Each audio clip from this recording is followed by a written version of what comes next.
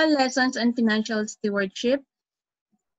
And the question that we are going to answer today is, what does the Bible says about managing your finances?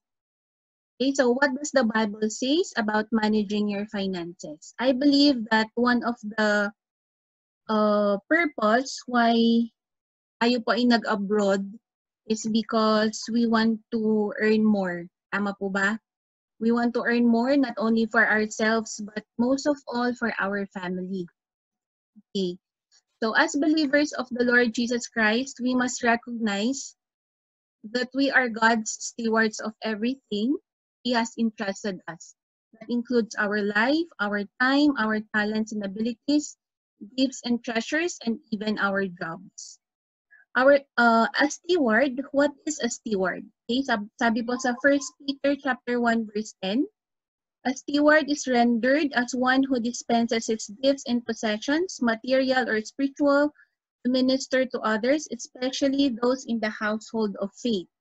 Yan. And also, a steward must recognize that God owns him and he ought to understand that faithfulness is required from him in 1 Corinthians 4:2. So this definition actually of stewards, this portion of the lesson is, I took it from the foundation booklet. Ito po siya, foundation booklet. That was rewritten by our beloved pastor, Pastor Abante. Okay, so sana po naintindihan natin that as believers, we are what again? We are God's stewards. No? Tayo po ay mga katiwala. Tayo po ay mga managers. Okay? We are managers and we are not owners. Yan. So ano po yung mga pinagkatiwala sa atin ng Panginoon? Unang-una, yung buhay natin, yung time, yung talent and abilities, gifts and treasures, and even our jobs. Ayan po. Okay, now, what's the first lesson na gusto ko pong i-share sa inyo? Number 1, know that God blesses materially. Not only materially, of course, maraming blessings, but in here, as I have said a while ago, dito po sa lesson natin, it's specifically sa material things po. So, know that God blesses materially His obedient children. Okay, makikita po natin yan sa Deuteronomy chapter 8, verse 18. Yan po, anong sabi po dyan? But thou shalt remember the Lord thy God, for it is He that giveth thee power to get wealth, that He may establish His covenant, which He sware to thy fathers, as it is this day. Okay. And Proverbs 10:22 says there, the blessing of the Lord, it maketh rich, and He addeth no sorrow with it.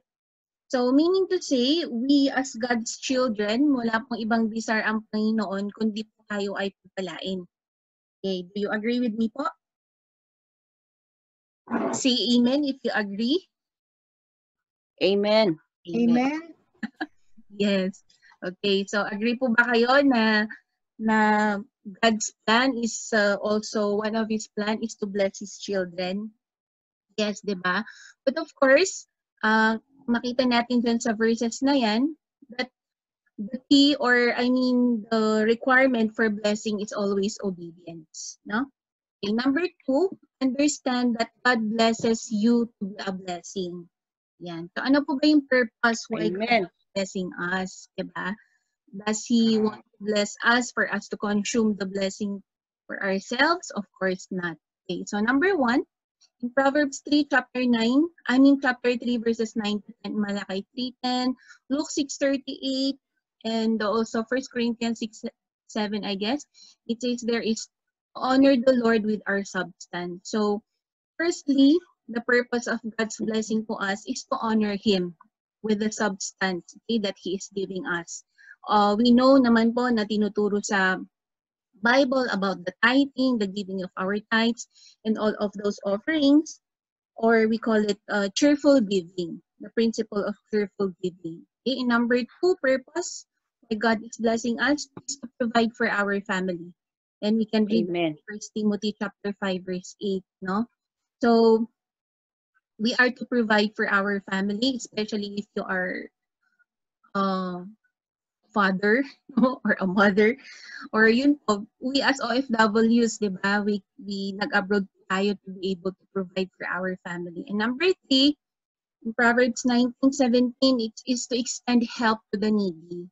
Opo, kaya kung updated po kayo doon sa ating group chat, diba, we have the AGM care for AGM. COVID-19 relief. Yeah, that is, ang purpose nun is to be able to extend help para po sa ating, sa people who are in need. To those unang-una, to those mga kapatiran natin, and secondly, it's also the community. Ayan po. So I believe there are more reasons why God is blessing us, but for now, ito lang po yung parang three major or basic reasons. No? Una-una, to honor the Lord with our substance. Secondly, to provide for our family. And thirdly, to extend help to the needy. Okay, number 3, faithful stewards ought to save. Yan, or mag-ipon and invest or mamuhunan. Okay, is this in the Bible? Is saving and investing in the Bible? Tinuturo ko ba ito sa Bible? Of course, yes. Okay, so saving up for a rainy day, sabi ko dito, putting your money to work and multiplying it, it's a wise thing to do. Yan. So, I would like to request Sister Joy to read Proverbs 21:20. Read Proverbs 21:20, and Sister Sheena to read Proverbs 21:5. Yan po. So, okay, Proverbs 21, verse 20. 20. yeah. There is treasure to be desired and oil in the dwelling of the wise, but a foolish man spendeth it up. Yan. Proverbs 21:20. Yes. So sabi niya, there is treasure to be desired in oil in the dwelling of the wise, but the foolish man spendeth it up. So ibig sabihin po, we as God's children, we ought to be wise in how we spend with the money na pinagkakaloob po sa atin, ano? Okay, and then Proverbs 21:5, Sir Sheena?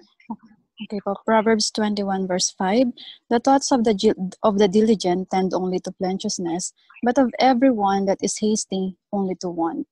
Yes, okay. So the thoughts of the diligent tend only to plenteousness. It means that we as a good stewards of the Lord ought to know how to, kung paano po tayo magsipag so that we can be able to have some, diba? Yung tinuturo dito. Okay, sabi niya, it's diligent and only to plenteousness. So kung masipag po tayo po yung nagtatrabaho, the Lord shall provide plenty. Diba? May sa Proverbs din po, laging inuulit sa atin ni Pastor Abante yung principle niya na he who does not work does not eat. And actually, that is a biblical principle, no? Oo. So, yan po. So, biblical po ang pagsasave, kapag i-invest. Yan. Another point here, sabi po, the parable of talents in Matthew 25, 14 to 30, although this is very long, teaches us how to invest our resources properly. Yan. Okay. So, assignment na lang po natin yan. Babasahin po natin yan na Matthew 25, 14 to 30. Okay. But this one, tinuturo po dito yung three servants. Meron po yung first servant is binigyan ko siya ng Panginoon ng isang talent, 5, yung isa binigyan ng 3, yung isa binigyan ng 1. Okay, and the first two servants na binigyan ng Panginoon, they invested the talent na pinagkaloob sa kanya. Okay, so because they have invested it properly, nag-double siya, diba? But the one who only has 1 talent, sa takot niyang mawala yung 1 talent, anong ginawa po niya? Tinago niya. Okay. Binaon. Yeah, binaon niya sa lupa. So, hindi po niya ginamit. So, any talent or abilities na pinagkaloob sa atin ng Panginoon, it doesn't necessarily pera lang. It can be your time, it can be your ability or gifts.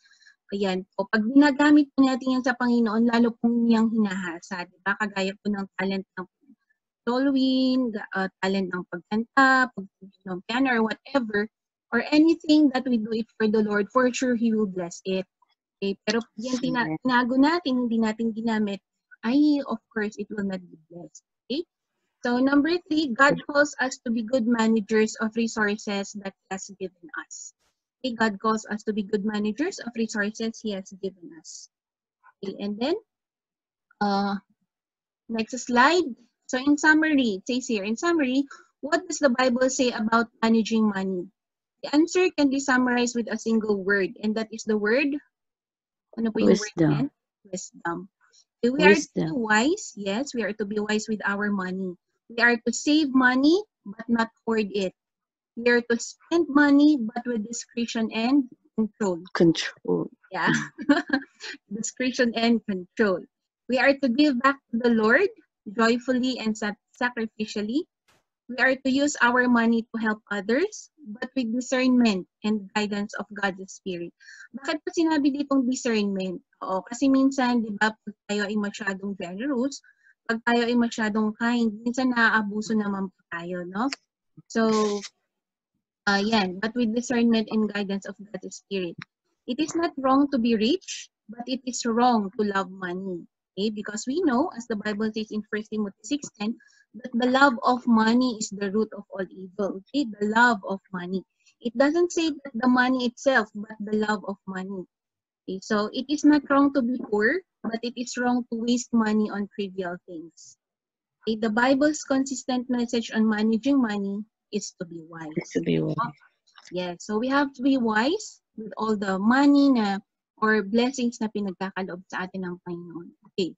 Practical application for savings and investing or abundance or prosperity principle or prosperity formula. As you can see, meron po tayong numbers po dito sa screen. Okay, meron po tayong 10, 20, 70. So ano pong ibig sabihin ng 10, 20, 70? Okay, does anyone knows about this? Ate Marta, tanungin natin, ano pong ibig sabihin ng 10% means our tithes. okay. 20% is our savings for the future. And 70% is our current or present expenses for our needs. Yun, very good. Plus Okay. wants. Yeah, needs plus wants. Because actually, hindi naman sinabi ng Bible na you will only be given your needs, even our wants, di ba? But then, syempre it is within the boundaries of discretion and control nga na sabi kanina doon. Okay. So in here, according to the book, the SSBYF book na authored by Suwan, Mr. Suwan, tinuturo niya po doon that as daw po to be abundant or to be prosperous, we have to learn on how to spend our income. Okay, for example, diba, our income is the 100% of our income. Paano po natin yung hati-hatiin? Okay, and this is in priority po ha. So unang-una is we have to set aside 10% of our income for our tithes. Of course, we know that tithes belongs to the Lord. Okay? Yun yung responsibility natin na kailangan po natin ibalik sa Panginoon. The 10% for our tithes. 20% is for our savings, kagaya ng nabanggit ni Ate Marta kanina, for our future. Pero actually, kung titingnan natin, di ba, ang liit naman pala ng 20% for our savings. Well, that's the minimum. You can increase if you want to. And then 70% is for our daily expenses. That includes our bills, our house, pag-aaral ng mga bata, okay, the needs. Ito po yung needs natin. But as believers, we can also make it with this principle, 20-20-20-60. Okay, so 20 is in-increase po natin yung 20 because as believers, we are, as cheerful believers, we are ought not only to give our tithes, but also to give beyond our tithes. Okay, meron po tayong sa MBBE family, alam po natin yun, na ituro po sa atin yun, yung love, faith, world mission, okay, first fruit, sacrificial, all those kinds of offerings. Kaya pag ginawa kong 20% ito, we can actually give more than 10%. Oo, doon as the Lord prospers you, diba? Sabi po doon sa Acts 20:25, it is more blessed to give than to receive. Okay, and also, God loveth a cheerful giver. Diba? Yun yung mga verses po natin. So, 20% for our tithes and the offering, 20% still for our savings, and 60% for our expenses. Okay, so, sa mga single siguro medyo pasok ito, di ba, mga single. Pwedeng tasan. Kasi yung 60% per hour expenses, I believe. Pabalik na rin niya. Yan, nagsusupport Sa mga singles daw, 60% earnings, 20% lang sa sarili. Sana dapat, no? Okay. Yes. Okay, now, I would like to show you ano po yung practical pa na application na pwede natin gawin dito sa ating income or sa ating money, no? So, okay. So, before I will show you this, gusto ko lang din pong i-share sa inyo that I am a member of the International Marketing Group. So, IMG, as it is called, is ano po siya, it's a financial institution, no? Na nagtuturo po on how are we going to save and we are going to invest our money properly. Yan. Okay, so IMG, or we call it International Marketing Group. Okay, bakit ko po ito share sa inyo? Kasi this is a good news, no? Kagaya po ng gospel, of course, this is not like the gospel. But what I mean to say is, iba ang gospel, the good news, sinishare po natin because we know that it will save the soul of a person. The gospel of the Lord Jesus Christ is the only way for a person to be saved. Kaya po natin sinishare. Ayun po, as a financial advocate of International Marketing Group, gusto ko rin pong i-share sa atin kung ano po ba yung application, kung saan po natin pwedeng, or yung proper na manage po natin ang ating finances. Yon. So, ang kasama ko pala dito sa IMG is we have Sister Martha, we have Sister Joy, we have Sister Angie from Kuwait. So, mga members po kami dito. We just started last year. And praise God for this IMG kasi natutunan din po namin kung paano po mag-save and invest properly po, no? So, Amen. Okay. It says here, a challenging future. Okay, so a large number of Filipinos will face increasing challenges in 4 major areas. Number 1, an uncertain labor market. Okay, so I believe si Sheena, Sir Icon, yung mga related, yung mga accountants dyan, I believe na mas maintindihan nyo to. So automation and powerful software continue to replace more and more workers. Manufacturing jobs are moving areas to cut costs. Okay, so lahat na ngayon po is automation. Ino-automate na lahat, especially ngayong crisis. That's why everything is going online na po. At ngayon, as wise people, kailangan po nating matutunan kung paano itong online na to, no? Kasi nga po sabi, there will come a time na yung trabaho natin ay will be replaced by robots or by machine or by computer. And nangyayari na nga po yun. So, yun po yung isang challenge. Number 2 is low savings and high debt. Yan. Ang liit na savings natin, malaki ang utang. Utang. Yes. And the high cost of education, especially sa mga magpa-college po, no? I believe na malaking bagay po ito sa mga parents, especially that you're preparing your children for college. Lalong-lalong na ngayon na it will be online again, so hindi natin alam kung gaano po yan kamahal in the future. Okay, number 4, increasing cost of living. Okay, dito sa Kuwait, medyo affordable pa, but I believe in Dubai, mas mataas ang nyo po dyan, no? Ang cost of living po dyan. Oo. Yan. So, increasing cost of living make many people have difficulty in saving money for their future needs. And when the need arises, like emergency repairs, illness, tuition fee, etc., their only option is debt or utang. So, yun pong tinuturo dito na bilang tayo nga, di ba, as good stewards, dapat hindi ho tayo sana nababaon sa utang. Ito yung laging sinasabi ni Pastor Abante na mahirap ka, bakit ka mahirap? It may be because you're not cheerful giver. Diba? Yun yung palagi niyang binabanggit. But kaya po natin ito i-share para po lahat po tayo ay matulungan kung paano po tayo makaahon sa utang. Okay, next is control your future. Basically, or spiritually, we cannot control the future. It's only God. Diba? Only God knows our future and He only can control our future. But financially, we can control it. Why? Kasi po, tayo po yung di ba? Tayo po yung steward ng Panginoon sa nagkaloob niya sa ating mga trabaho, mga sahod, and all those blessings. So, your future is not in the hands of your employer, your union, or your government. It's neither in the hands of your bank or nor your broker. Kanina, sinishare po ni Sister Sheena about her job. And actually, at saka ni Sister Malu, sinishare din po niya na yung anak niya is looking for an employer. See? So, it means to say na ang trabaho po natin is not permanent. Diba? Darating yung araw na uuwi tayo sa Pilipinas, whether we like it or not. Diba? Uuwi po tayo. Ang makasaklap niyan, uuwi tayong luhaan. So, sana po, pinag-pray po natin na sana po, hindi po ganun ang mangyari sa atin. It says here, the future is in your hands. Okay, how are you going to, paano po natin gagawin ito? We are making money. As OFWs, we are making money. That's the reason po na nasa abroad tayo, di ba po? But then, in making money daw, we have to save money also. Okay, I hope na tayo po, it's while we're earning, we're also saving some. And we have to accumulate money, and we have to protect money. Bakit sinabing protect money dito?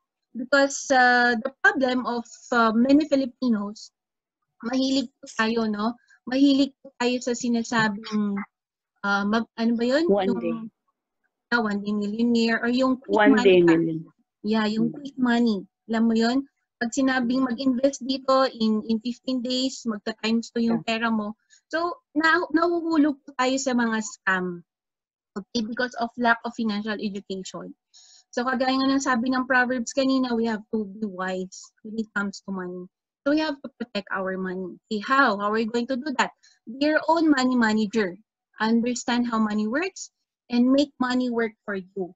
Yan. We don't only work for money, but we also have to learn how to make money work for us. Okay, so paano daw po? You can build up a strong financial foundation. Pag titingnan niyo po itong building blocks na to, ang pinakauna, sa first na building block from the ground, it's proper protection on life, health, and disability. Okay, bakit sinabi na yun po ang pinakauna? So, according again to the secret to saving and building your future book, ito po yun. Sinasabi nga po dyan that the first daw po na kailangan po natin pag-investan is our protection on life or life insurance and healthcare. Okay, bakit po sinasabi na kailangan na una? Kailangan pong mauna ang itong healthcare na to or healthcare coverage. So it says here, first, you must have proper healthcare coverage in the event of a serious health problem or sickness. Okay? Both of this can greatly affect or upset a person's financial stability, especially during old age. Alam naman po natin na our bodies are not hindi perfect yung ating katawan. This is prone to sickness. This is prone to and we are going to get old. We are going to retire soon, diba? So, this year, statistics show that 20% of personal bankruptcies are due to unexpected and unforeseen illnesses. Kung wala po tayong investment on healthcare, ang pong pera po natin ay mauubos po ito sa hospitalization, okay? Especially now. Okay, so next is, kasama po dito sa healthcare is the protection on life, or we call it life insurance. Why is life insurance important? Hindi ko po alam, baka yung iba po sa inyo, may mga insurance na po kayo, and that's good. Pero minsan, kumukuha tayo ng insurance na hindi naman natin alam kung bakit natin ito kinukuha. Or dahil nahiya lang tayo sa friend natin, diba? Kaya kumuha tayo kasi agent ng friend natin. But we must understand why do we need an insurance. So it says here, you must have proper protection in the event of your premature death. If this happens, then you have instant money to pay off any responsibilities and liabilities left behind. Okay, so we know naman po that our life is not in our hands. Anytime, pwede po tayong kunin ng Panginoon. The good thing there is, kung tayo kinuha ng Panginoon, we know that the Lord is preparing for us eternal life in heaven. Di ba po? Kasi nga tinanggap na natin si Jesus Christ. Spiritually, we are ready siguro, masasabi natin. But the question is, how about your family that you're going to left behind? Are they ready na mawala ka as the breadwinner? Diba? So it says here that if you love daw your family, you have to prepare them a gift. And that the life insurance will be a good gift for them. Kasi kung mawala man tayo, at least meron pong instant money from your life insurance that will be given to your family. Okay, third is we have here, the second here is emergency fund. Or no, manage debt or reduce liability. Ayan, sa utang naman po tayo. Wala mo naman po sigurong tao na walang utang, ano. All of us, may pagkakautang. Kung wala ka man utang, praise God. Pero di ba meron pa rin tayong utang na loob. Here, it says here that our debt is we have to manage and pay off all our bad debts. Ayan. So, Sister Sheena, tatanungin natin mamaya kung anong ibig sabihin ng bad debts kasi accountant siya, di ba? Okay. So, pero ang tinuturo dito is isa para po ma-build natin yung ating solid, strong financial foundation is to manage our debts properly. Kung meron man tayong utang na mataas ang interest, yun yung una nating bayaran. Okay, fourth, it says here is have an emergency fund. Okay.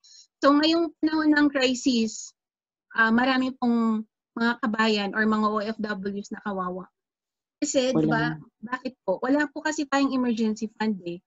Ang ginagawa natin, pag-receive ng sahod, anong ginagawa natin? Padala agad sa family, padala agad sa Pilipinas. So, walang naiiwan para sa atin. Pero sana po, this time ay matuto na po tayo. Kasi, gaya niyan, how if you're going to lose your job? And some already has lost their jobs. And some already are not so, alam mo yun, yung wala ng sahod ngayon. So, we have to have an emergency fund. For married or for families, it says here, set aside 3 to 6 months of your income to deal with sudden changes in the job or business.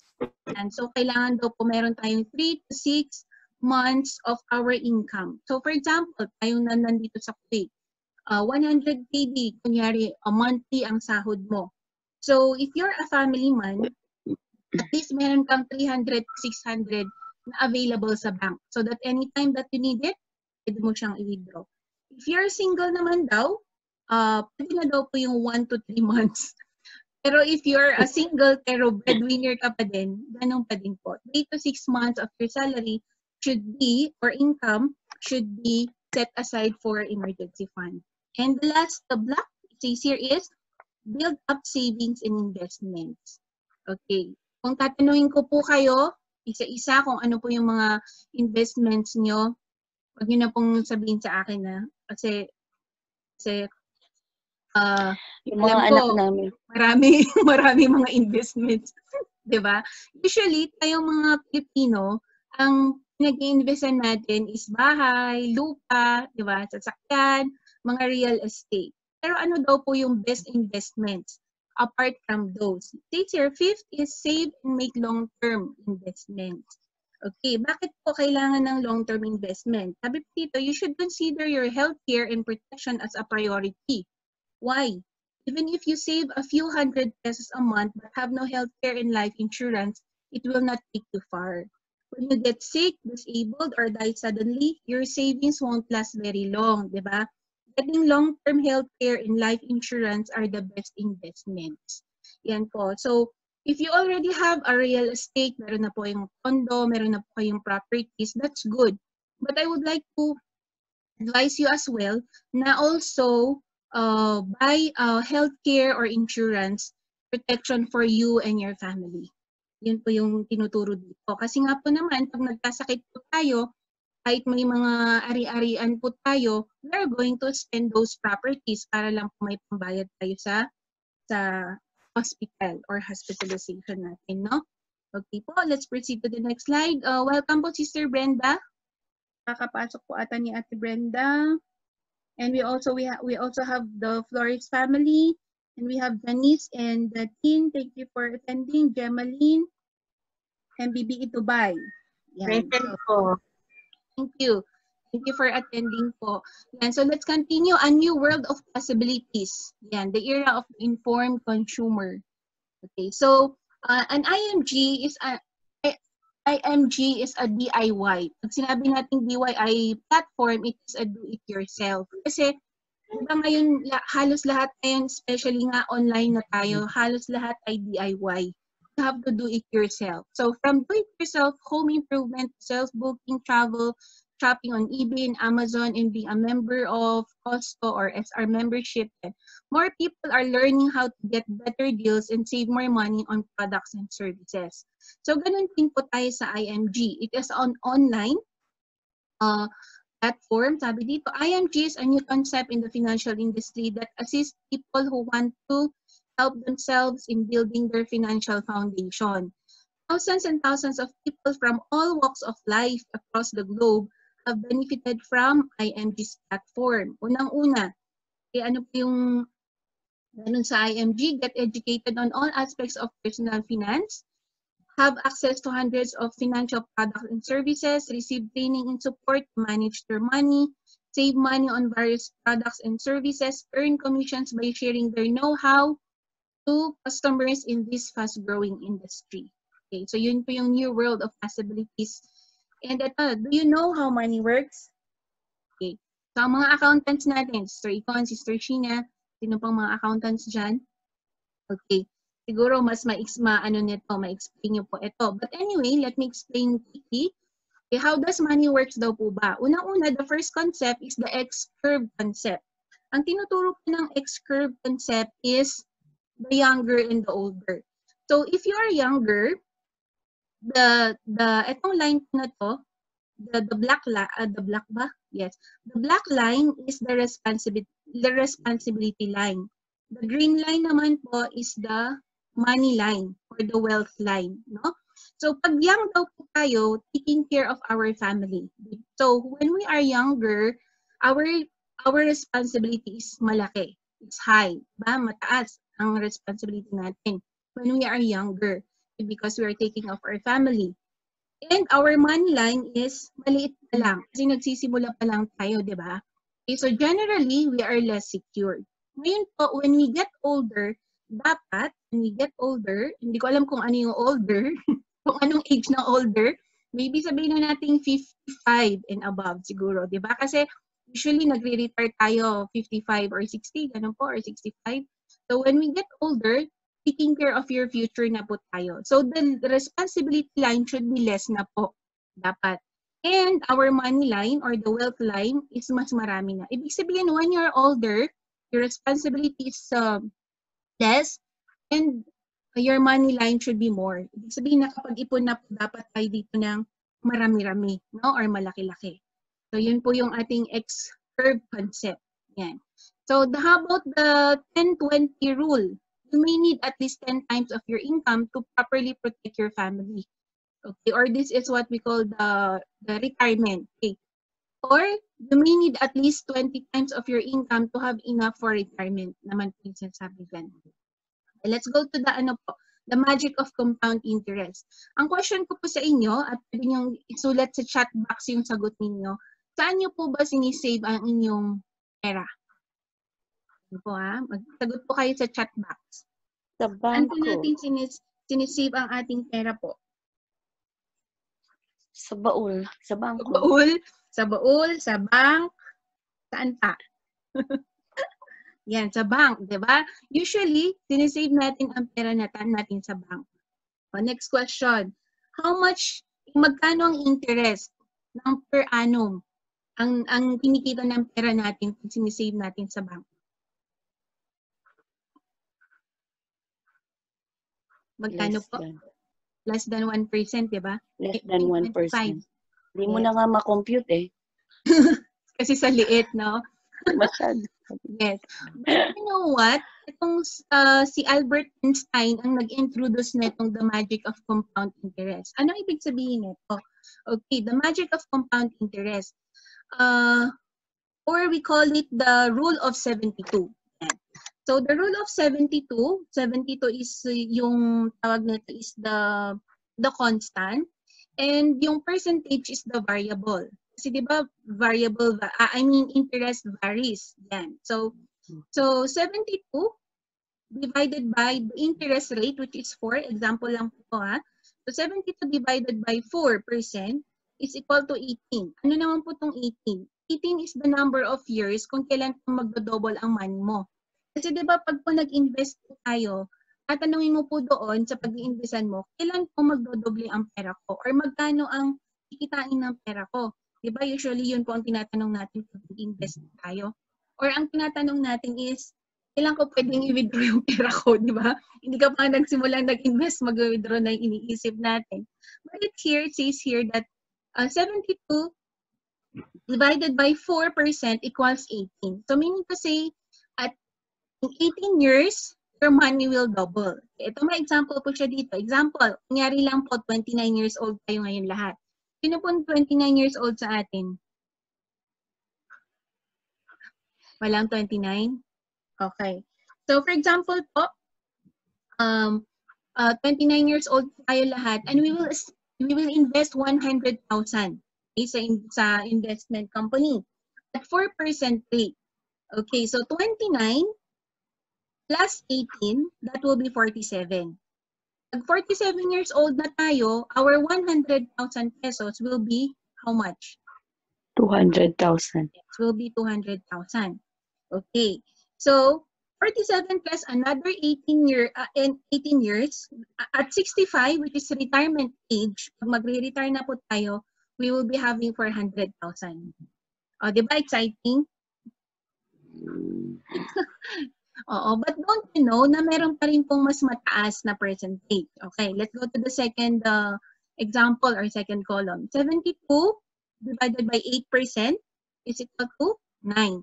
It means to say that money doubles every 9 years. Okay, so di ba pakonti-konti na yung age. Pero ito, it says here that there is still 12%. Oh, meron pa rin 12% and this is the highest. So 72 divided by 12, that is equals to 6 years. So money doubles every 6 years. So for example, if you're going to invest your money in a facility na ang percent is 12%, okay, ang earning. So age is 29, mag-invest pa tayo ng 100,000. So 29 plus 6, that will be at 35, your money doubles.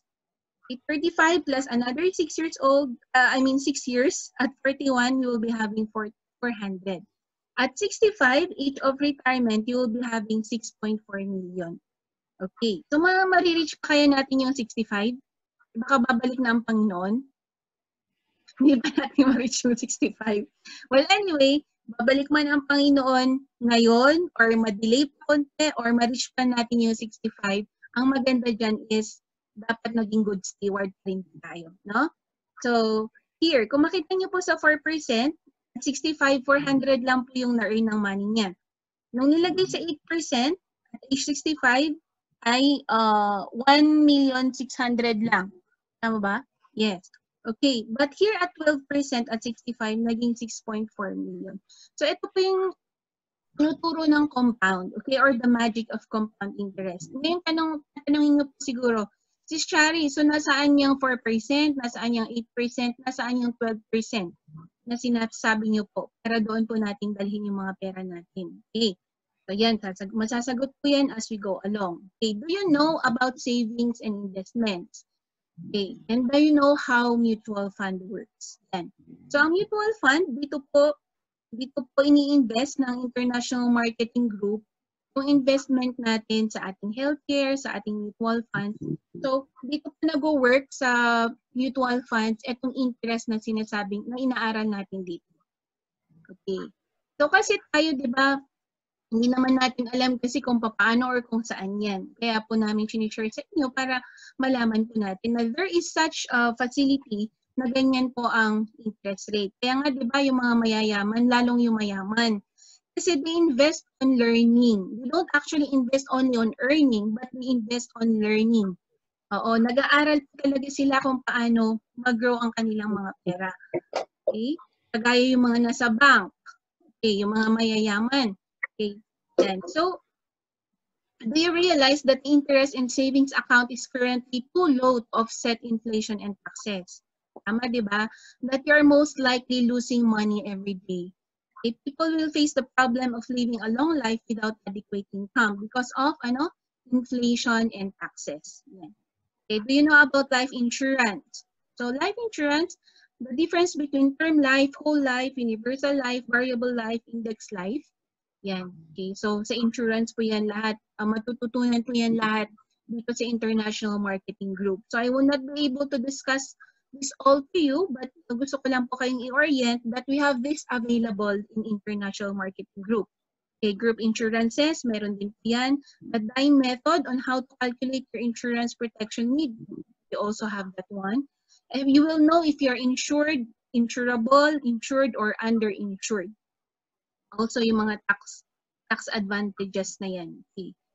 And then, so, you can learn how to properly protect your family. And then next is, do you know about long-term care? Ito naman. What if you live too long? Meron daw pong two questions that a person must face. Okay. So, first question is, what if you live too long? Okay, meaning to say, live too long means,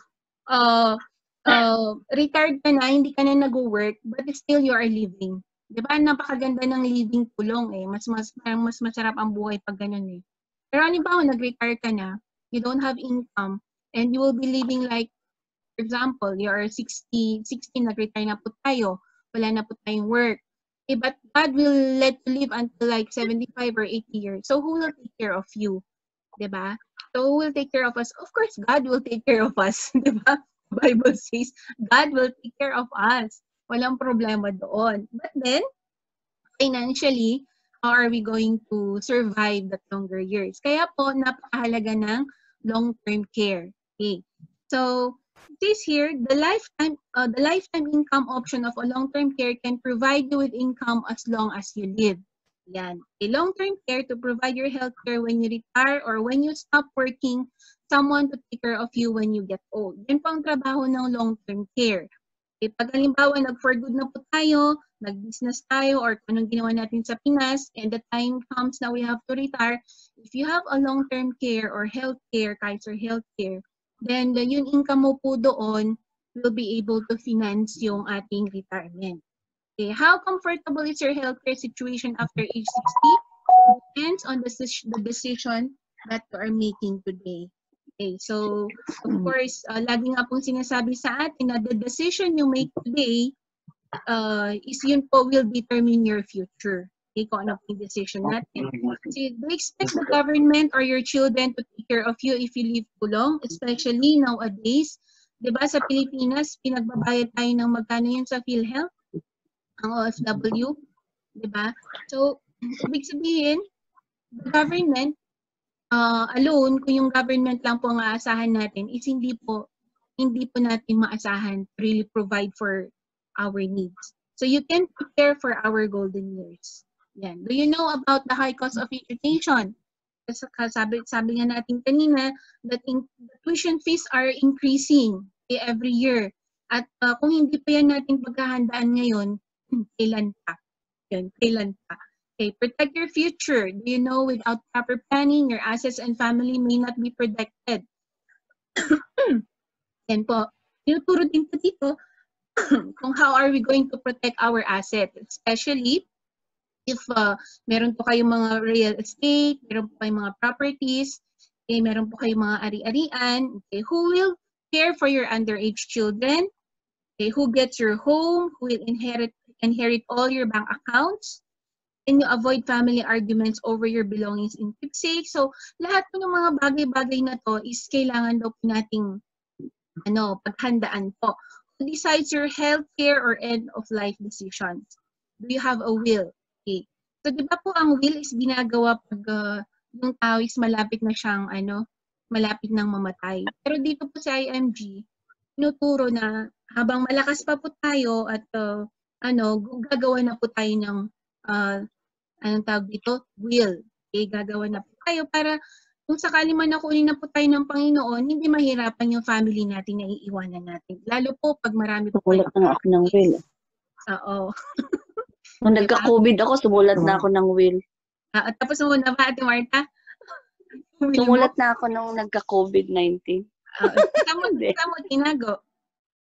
Yun lang. Sinulat lang sa utak. Dapat meron tayong written. Okay? Dapat nakasulat. Okay. So, eto na. Become an associate member of IMG.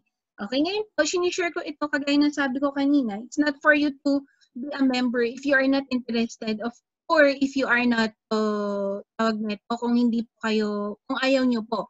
But I'm sharing this to you because this is a financial education institution na marami po tayong matututunan. Yan, financial education workshop, meron po tayo dyan. Financial check-up, o pati pala check-up, pati pala finances or bulsa, chine-check up po, baka na-COVID. Baka na-COVID ang ating mga bulsa. Asset preservation services, discounts from real estate, kung gusto nyo bumili ng real estate or mga sasakyan sa Pinas. Although sa ngayon, alam niyo po ang advice ngayon, sabi nga po doon sa isang video na rinig ko, huwag daw muna tayong bumili ng kung ano-ano, kung ano-ano sa ngayon. It's not wise, diba? It's not wise. Kagaya din po ng sinabi ni Pastor Nolasco, na huwag muna natin i-priority kung ano yung mga real estates or mga wants natin. We really have to see kung ano po yung need na kailangan po natin bilhin, no? So, discounts on various financial products and services, save money on car and home insurances, access health products and services, access to life products and services. Okay, so ang dami po nating matututunan po dito sa IMG. And then, access to major providers. Yan po. So, we have the healthcare, we have life insurance, investment, real estate, general insurance, allied financial services. And that ends po our slide. Yan po, nag-end po ang ating slide. And I will be entertaining some questions po later. Kung may mga question po kayo